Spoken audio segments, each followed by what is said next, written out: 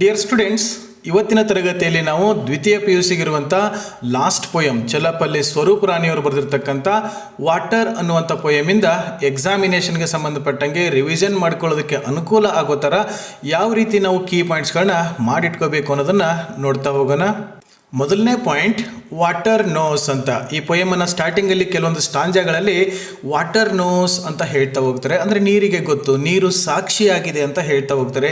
ಯಾವ್ಯಾವುದಕ್ಕೆ ನೀರು ಸಾಕ್ಷಿಯಾಗಿದೆ ಅಂದರೆ ಶತಶತಮಾನಗಳಿಂದ ನಮ್ಮ ದೇಶದಲ್ಲಿ, ಈ ಸಮಾಜದಲ್ಲಿ, ಈ ಜಾತಿಯಲ್ಲಿರ್ತಕ್ಕಂಥ ಡಿಸ್ಕ್ರಿಮಿನೇಷನ್ ಇದೆ, ಕ್ಯಾಸ್ಟ್ ಡಿಸ್ಕ್ರಿಮಿನೇಷನ್ ಅಂತ ಏನು ಕರಿತೀವಿ, ಅದ್ರ ಬಗ್ಗೆ ಹೇಳ್ತಾ ಹೋಗ್ತಾರೆ. ಇದೆಲ್ಲ ನೀರಿಗೆ ಗೊತ್ತು, ನೀರು ಇದಕ್ಕೆಲ್ಲ ಸಾಕ್ಷಿಯಾಗಿದೆ ಅಂತ ಹೇಳ್ತಾ ಹೋಗ್ತಾರೆ.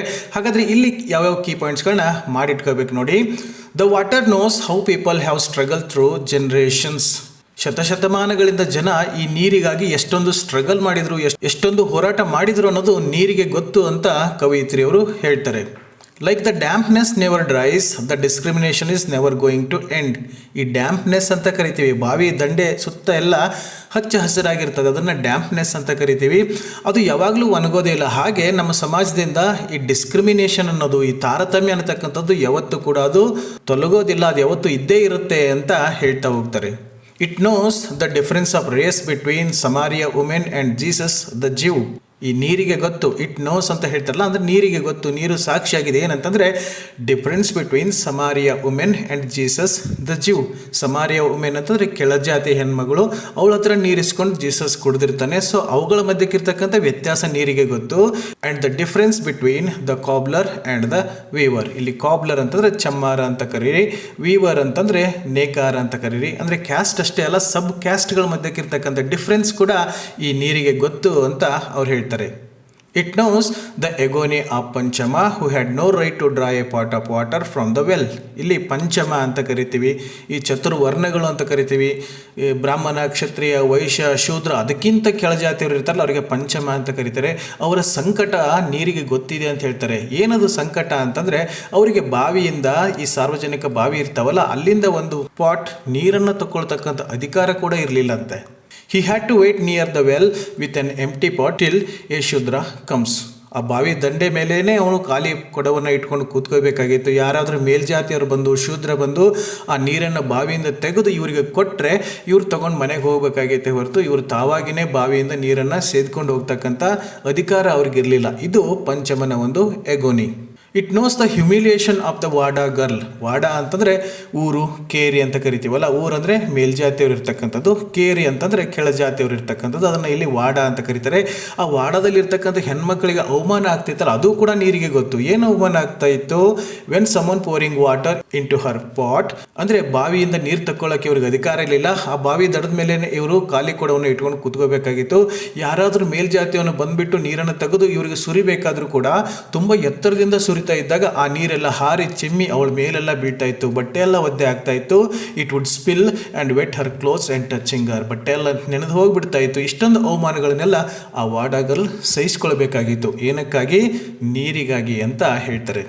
A lady called Karamchedu Suvartamma. ಇವಳ ಹೆಸರನ್ನು ನೆನಪಿಟ್ಕೊಂಡ್ಬಿಡಿ. ಇವಳೊಂಥರ ಕ್ರಾಂತಿಕಾರಿ. ಏನು ಮಾಡ್ತಾಳೆ ಅವಳು? Opposite Kamma landlords and supported a Dalit boy who was being beaten by a group of youths. ಈ ಕಮ್ಮ ಲ್ಯಾಂಡ್ ಲಾರ್ಡ್ಸ್ ಅಂತ ಇರ್ತಾರಲ್ಲ, ಅವ್ರ ಮೇಲ್ಜಾತಿಯರು, ಅವರ ವಿರುದ್ಧ ಇವಳು ತಿರುಗಿ ಬೀಳ್ತಾರೆ. ಯಾಕೆ ತಿರುಗಿ ಬೀಳ್ತಾರೆ ಅಂತಂದರೆ, ಯಾವುದೋ ಕೆಳಜಾತಿಯ ಒಬ್ಬ ಯುವಕ ಆ ಕೆರೆಯಲ್ಲಿ ನೀರನ್ನು ತುಂಬ್ಕೋಬೇಕಾದ್ರೆ ಅದನ್ನು ಮಲಿನ ಮಾಡಿದೆ ಅಂತ ಹೇಳ್ಬಿಟ್ಟು ಮೇಲ್ಜಾತಿಯವರು ಅವನನ್ನು ಥಳಿಸ್ತಾ ಇರ್ತಾರೆ, ಹೊಡಿತಾ ಇರ್ತಾರೆ.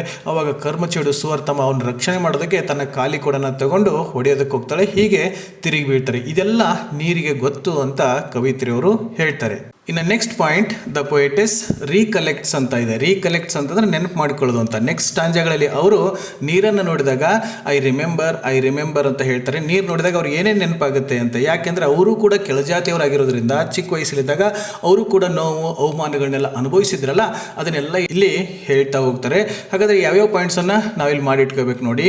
The poetess recollects how her wada people would wait thirsty for a glass of water. ಚಿಕ್ಕವಳಿದ್ದಾಗ ಅವಳು ಅನುಭವಿಸಿದ್ದನ್ನು ಇಲ್ಲಿ ಹೇಳ್ತಾ ಇದ್ದಾರೆ.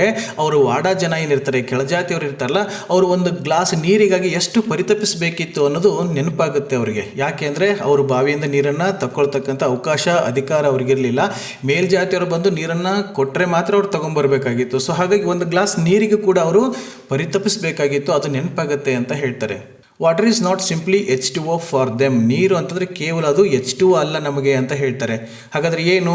ಎ ಮೈಟಿ ಮೂವ್ಮೆಂಟ್, ಅದೊಂದು ದೊಡ್ಡ ಹೋರಾಟನೇ ಅಂತ ಹೇಳ್ತಾರೆ. It is a struggle at Chadar tank, the Mahad struggle ಅಂತ ಆಗುತ್ತೆ ಚಾದರ್ ಟ್ಯಾಂಕ್ ಹತ್ರ. ಅದರ ಬಗ್ಗೆ ಪೋಯಮಲ್ಲಿ ತಾವು ಕೇಳಿರ್ತೀರ. ಅದು ಒಂದು ಮೈಟಿ ಮೂವ್ಮೆಂಟ್. ಹಾಗಾಗಿ ನೀರು ಅಂತಂದರೆ ಸಿಂಪಲ್ ಆಗಿ ಒಂದು ವಸ್ತು ಅಲ್ಲ ನಮಗೆ, ಬರೀ ಕೇವಲ H2O ಅಲ್ಲ, ಅದೊಂದು ದೊಡ್ಡ ಹೋರಾಟನೇ ಆಗಿತ್ತು ಅಂತ ಹೇಳ್ತಾರೆ. Many battles var fought for single drop of water. ನೀರಿಗಾಗಿ ಎಷ್ಟೊಂದು ಯುದ್ಧಗಳೇ ನಡೆದು ಹೋಗಿಬಿಟ್ಟಿದ್ದಾವೆ ಅಲ್ವಾ? ಈಗಲೂ ಕೂಡ ನಾವು ನೋಡ್ತೀವಿ ಈ ನದಿಗಳಿಗಾಗಿ ಆ ರಾಜ್ಯ ಈ ರಾಜ್ಯದ ಮಧ್ಯೆ ಹೋರಾಟ ನಡೀತಾ ಇದೆ.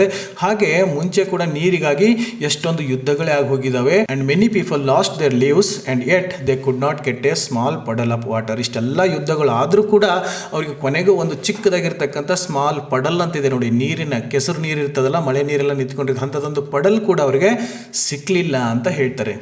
C remembers how she welcomed her weekly bath. ಪೋಯಮಲ್ಲಿ ಇದೆಲ್ಲ ಕೇಳಿರ್ತೀರ. ಅವಳಿಗೆ ನೆನಪಾಗುತ್ತೆ, ಅವರಿಗೆ ಪ್ರತಿದಿನ ಸ್ನಾನ ಮಾಡೋಕ್ಕೆ ಆಗ್ತಾನೆ ಇರಲಿಲ್ಲ. ಯಾಕಂದರೆ ಕುಡಿಯೋ ನೀರಿಗೆ ಸಮಸ್ಯೆ ಇದ್ದಾಗ ಸ್ನಾನ ಮಾಡೋಕ್ಕೆ ಆಗುತ್ತೆ, ವಾರಕ್ಕೊಂದ್ಸರಿ ಸ್ನಾನ ಮಾಡೋಕ್ಕೆ ಅವಕಾಶ ಸಿಗ್ತಾ ಇತ್ತು. ಅದನ್ನು ಅವರು ಒಂದು ಹಬ್ಬದ ಥರ ಎಂಜಾಯ್ ಮಾಡ್ತಾ ಇದ್ರು. ಕೆಳಜಾತಿಯವ್ರಿಗೆ ವಾರಕ್ಕೊಂದ್ಸರಿ ಸ್ನಾನ ಮಾಡೋಕ್ಕೆ ಕಷ್ಟ ಆಗ್ತಿದ್ರೆ the entire village could luxuriously bath twice a day. ಊರನ್ನವರು ಅಂದರೆ ಮೇಲ್ಜಾತಿಯವರು ದಿನಕ್ಕೆ 2 ಸಾರಿ ಲಕ್ಸುರಿಯಾಗಿ ಅಭ್ಯಂಗ್ಯ ಸ್ನಾನ ಎಲ್ಲ ಮಾಡ್ತಾ ಇದ್ರು. ಇದೆಲ್ಲ ಕೂಡ ನೆನಪಾಗತ್ತೆ ಅಂತ ಹೇಳ್ತಾರೆ. She remembers how she walk miles to reach the big canal. ಊರಲ್ಲಿ ನೀರು ತಗೊಳಕ್ಕಿಲ್ಲ ಅಂತಂದರೆ ದೂರ ಹೋಗಿ ನೀರು ತರಬೇಕಾಗಿತ್ತು. ಅಷ್ಟು ದೂರ ನಡ್ಕೊಂಡು ಹೋಗ್ಬಿಟ್ಟು ಮೈಲ್ಗಟ್ಟಲೆ ನಡ್ಕೊಂಡು ಹೋಗಿ ನೀರನ್ನು ಹೊತ್ಕೊಂಡ್ಬರ್ಬೇಕಾಗಿತ್ತು. And carried bag heavy pots. ಅಲ್ಲಿಗೆ ಹೋಗಿ ಅಷ್ಟು ದೂರ ಹೋಗಿ ದೊಡ್ಡ ಈ ಚೌರ್ಗೆ ಏನಿರ್ತವೆ ಅದ್ರ ತುಂಬ ನೀರನ್ನು ತುಂಬಿಕೊಂಡು ಹೊತ್ಕೊಂಡು ಬರಬೇಕಾಗಿತ್ತು ಭಾರವಾಗಿರೋರನ್ನ. With the muscles and veins on their neck strain and busting. ಅಷ್ಟೊಂದು ಭಾರವಾಗಿರ್ತಕ್ಕಂಥ ಚೌರಿಗಿನ ತಲೆ ಮೇಲೆ ಹೊತ್ಕೊಂಡು ಮೈಲ್ಗಟ್ಟಲೆ ನಡ್ಕೊಂಡು ಬರಬೇಕಾಗಿತ್ತು. ಅಂದರೆ ಅವ್ರ ಕತ್ನಲ್ಲಿರ್ತಕ್ಕಂಥ ನರನಾಡಿಗಳೆಲ್ಲ ಕಿತ್ತು ಹೋಗೋ ಥರ ಅವ್ರಿಗೆ ಅಷ್ಟೊಂದು ಪೇನ್ ಆಗ್ತಾ ಇತ್ತು. ನೀರಿಗಾಗಿ ಇಷ್ಟೊಂದು ಕಷ್ಟಪಡಬೇಕಾಗಿತ್ತು. ಇದೆಲ್ಲ ನೆನಪು ಮಾಡ್ಕೋತಾರೆ. She remembers how at Malapalle a village was burn to ashes for want of water. ಒಂದು ಸ್ವಲ್ಪ ನೀರಿಗಾಗಿ ಈ ಮಾಲಾಪಲ್ಲಿನಲ್ಲಿ ಒಂದು ಹಳ್ಳಿನೇ ಸುಟ್ಟು ಬೂದಿ ಮಾಡ್ತಾರೆ. ಅದೆಲ್ಲ ಅವರು ನೆನಪು ಮಾಡ್ಕೋತಾರೆ. ಇನ್ನು next point, water is not A simple thing. ನೀರು ಅಂತಂದರೆ ಸುಮ್ಮನೆ ಅದು ಸಾಮಾನ್ಯವಾಗಿರ್ತಕ್ಕಂಥ ಒಂದು ವಸ್ತು ಅಲ್ಲ, ಅದಕ್ಕೆ ಬೆಲೆ ಏನಿದೆ, ಅದು ಏನೇನಾಗಿದೆ ಈಗಿನ ಕಾಲದಲ್ಲಿ ಅನ್ನೋದನ್ನು ಇಲ್ಲಿ ಹೇಳ್ತಾ ಹೋಗ್ತಾರೆ ನೋಡಿ. Water is not A simple thing, it can give life as well as take it ಅವೇ. ಇದಕ್ಕೆ ಸಂಬಂಧಪಟ್ಟಂಗೆ ಕೂಡ ಪ್ರಶ್ನೆಗಳನ್ನ ಕೇಳ್ತಾ ಇರ್ತಾರೆ. ನೀರು ಸುಮ್ಮನೆ ಒಂದು ವಸ್ತು ಅಲ್ಲ, ಅದು ನಮಗೆ ಜೀವನೂ ಕೊಡುತ್ತೆ, ಮನಸ್ಸು ಮಾಡಿದರೆ ನಮ್ಮ ಜೀವ ಕೂಡ ತೆಗೆದು ಬಿಡುತ್ತೆ ಅಂತ ಹೇಳ್ತಾರೆ. ಹೇಗೆ ಅಂದರೆ water would transform into a tsunami wave that nearly swallowed many villages. ಈ ನೀರೇ ಸುನಾಮಿ ಆಗಿಬಿಟ್ಟು ದೊಡ್ಡ ಅಲೆಗಳಾಗಿ ಬಂದ್ಬಿಟ್ಟು ಹಳ್ಳಿಗಳನ್ನೇ ನುಂಗ್ಕೊಂಡೋಗಿತ್ತು ಅನ್ನೋದನ್ನ ಕೇಳಿರ್ತೀರ. It has the ability to turn village into dry desert. ಮಳೆನೇ ಆಗದೇನೆ ನೀರೇ ಇಲ್ದಂಗೆ ಆಗಿಬಿಟ್ಟು ಮರುಭೂಮಿ ಥರನೂ ಅದು ಮಾಡಬಹುದು. Or drown them in floods as people are just like helpless play object in its cruel hands. ಈ ನೀರಿಲ್ದೇ ಡೆಸರ್ಟ್ ಕೂಡ ಆಗ್ಬೋದು. ಅತಿವೃಷ್ಟಿಯಾಗಿ ಜಾಸ್ತಿ ಮಳೆ ಆಗಿಬಿಟ್ಟು ಫ್ಲಡ್ಸ್ ಬಂದ್ಬಿಟ್ಟು ಊರು ಬೆಳೆ ಎಲ್ಲ ಕೊಚ್ಕೊಂಡು ಹೋಗೋ ಥರನೂ ಮಾಡ್ಬೋದು. ಹೀಗಾಗಿ ಈ ಮನುಷ್ಯರು ನಾವೆಲ್ಲ ಏನಿದ್ದೀವಿ ನೀರಿನ ಕೈಯಲ್ಲಿ ಒಂದು ಆಟಿಕೆ ಇದ್ದಂಗೆ, ಅದು ಹೇಗೆ ಬೇಕಾದರೂ ನಮ್ಮನ್ನು ಆಟ ಆಡಿಸ್ಬೋದು ಅಂತ ಅವ್ರು ಹೇಳ್ತಾರೆ. Water has been the cos of fights between States, between villages ಅಂತ ಹೇಳ್ತಾರೆ. ಈ ನೀರಿಗಾಗಿ ರಾಜ್ಯಗಳ ಮಧ್ಯಕ್ಕೂ ಫೈಟ್ ನಡೀತಾನೆ ಇರ್ತದೆ, ಹಳ್ಳಿಗಳ ಮಧ್ಯಕ್ಕೂ ಫೈಟ್ ನಡೀತಿರ್ತದೆ, ಹಾಗೂ ವಿಲೇಜ್ ಮತ್ತು ವಾಡ ಮಧ್ಯಕ್ಕೂ ಕೂಡ ಫೈಟ್ ನಡೀತಾನೆ ಇರ್ತದೆ. ಹಾಗಾಗಿ ನೀರು ಒಂದು ಸಿಂಪಲ್ ಥಿಂಗ್ ಅಂತ ಅನ್ಕೋಬಾರ್ದು ಅಂತ ಅವ್ರು ಹೇಳ್ತಾರೆ. ಇಷ್ಟೆಲ್ಲ ನೀರಿಗಾಗಿ ಹೊಡೆದಾಟ ನಡೀತಾ ಇದ್ರು ಕೂಡ, ನೀರಿಗಾಗಿ ರಾಜ್ಯಗಳು ಊರುಗಳು ಎಲ್ಲ ಮಧ್ಯಕ್ಕೆ ಹೋರಾಟ ನಡೀತಾ ಇದ್ರು ಕೂಡ ವಾಟರ್ ಏನು ಮಾಡ್ತಾ ಇರ್ತದೆ, water can sit innocently in a Bisleri bottle ಹಾಕಿ ನೀರು ಮಾರ್ತಾ ಇರ್ತಾರೆ. ತಾವೆಲ್ಲ ನೋಡಿರ್ತೀರ. ಅಷ್ಟೊಂದು ಇನ್ನೋಸೆಂಟ್ ಆಗಿ ಏನೂ ಗೊತ್ತಿಲ್ಲ ಅನ್ನೋ ಥರ ಬಾಟ್ಲಲ್ಲಿ ನೀರು ತನ್ನಗೆ ಕೂತಿರ್ತದೆ. And it has been become a multi national market commodity. ಇವತ್ತಿನ ದಿನದಲ್ಲಿ ನಾವು ನೀರನ್ನು ಒಂದು ಅಂತಾರಾಷ್ಟ್ರೀಯ ಮಟ್ಟದಲ್ಲಿ ಮಾರಾಟ ಆಗ್ತಕ್ಕಂಥ ವಸ್ತು ಮಾಡಿಬಿಟ್ಟಿದ್ದೀವಿ ಅಲ್ವಾ. ನೀರನ್ನು ಬಾಟಲಲ್ಲಿ ತುಂಬಿಸಿಬಿಟ್ಟು ಮಾರಾಟ ಮಾಡ್ತಾ ಇದ್ದೀವಿ. It is believe that water is present everywhere. ನೀರಿಗೆ ಅಲ್ಲಿ ಓಮ್ನಿ ಪ್ರೆಸೆಂಟ್ ಅಂತ ಹೇಳ್ತಾರೆ. ಅಂದರೆ ಎಲ್ಲ ಕಡೆನೂ ನೀರು ಇದೆ. It can take the whole world in its strive. ನೀರು ತನ್ನೊಳಗೆ ಇಡೀ ಜಗತ್ತನ್ನು ಮುಳುಗಿಸ್ಕೊಂಡು ಬಿಡ್ಬೋದು, ಅಂಥ ಶಕ್ತಿ ನೀರಿಗಿದೆ. ಅದಕ್ಕೆ ಇವರು water is not A simple thing ಅಂತ ಹೇಳ್ತಾರೆ. ಇದಿಷ್ಟು ಪಾಯಿಂಟ್ಗಳು ಈ ಪೋಯಮಲ್ಲಿ ಡಿಸ್ಕಸ್ ಆಗಿದ್ದಾರೆ. ತಾವು ಇದನ್ನು ಬರೆದಿಟ್ಕೊಂಡ್ರೆ ಎಕ್ಸಾಮ್ ಹತ್ತಿರ ಬಂದಾಗ ರಿವಿಷನ್ ಮಾಡ್ಕೊಳ್ಳೋದಕ್ಕೆ ತುಂಬ ಯೂಸ್ ಆಗುತ್ತೆ. ಇನ್ನು ಕೊನೆಯದಾಗಿ ಇಷ್ಟೆಲ್ಲ ಪಾಯಿಂಟ್ಸ್ಗಳು ನಮಗೆ ಜಾಸ್ತಿ ಆಗುತ್ತೆ ಸರ್, ಪಾಸಿಂಗ್ ಪ್ಯಾಕೇಜ್ ಅವರು ಇದೀರಿ, ನಮಗೇನಾದ್ರು ಶಾರ್ಟ್ ಶಾರ್ಟಾಗಿ ಪಾಯಿಂಟ್ಸ್ ಕೊಡಿ ಅಂತಂದರೆ ಇಲ್ಲಿ ಕಾಣಿಸ್ತಾ ಇದೆ ನೋಡಿ, ಇಲ್ಲಿ 11 ಪಾಯಿಂಟ್ಸ್ಗಳನ್ನ ಕೊಟ್ಟಿದ್ದೀನಿ. ಅಲ್ಲಿ ಡಿಸ್ಕಸ್ ಮಾಡಿರೋವೆ ಇಲ್ಲಿ ಪಾಯಿಂಟಲ್ಲಿ ಬರೆದಿದೆ. ಇವನ್ನ ತಾವು ಬರೆದಿಟ್ಕೊಂಡಾದ್ರೆ ಅಟ್ಲೀಸ್ಟ್ ಎಕ್ಸಾಮಿನೇಷನಲ್ಲಿ ನೆನ್ಪಿಟ್ಕೊಂಡೋದ್ರೆ ಅಲ್ಲಿ ಕೇಳ್ತಕ್ಕಂಥ ಪ್ರಶ್ನೆಗಳಿಗೆ ಆನ್ಸರ್ ಮಾಡೋದಕ್ಕೆ ಸಾಧ್ಯ ಆಗುತ್ತೆ ಅಂತ ಹೇಳ್ತಾ ಇವತ್ತಿನ ಕ್ಲಾಸ್ ಇಲ್ಲೇ ಮುಗಿಸೋಣ. ಇನ್ನು ನೆಕ್ಸ್ಟ್ ಕ್ಲಾಸಲ್ಲಿ ಮುಂದಿನ ಟಾಪಿಕ್ ಜೊತೆಗೆ ಮತ್ತೆ ಸಿಗೋಣ. So till then take care.